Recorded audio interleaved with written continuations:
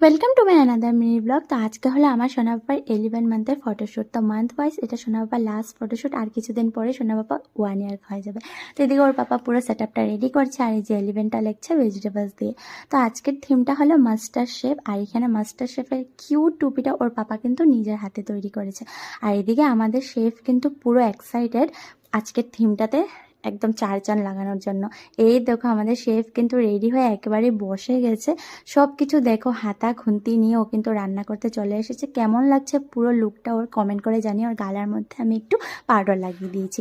আর ময়দা পেয়ে তো সোনা বাবা পুরো খেলতে স্টার্ট করে দিয়েছে। দেখো একবার ধরছে একবার ফালাচ্ছে, কি করছে।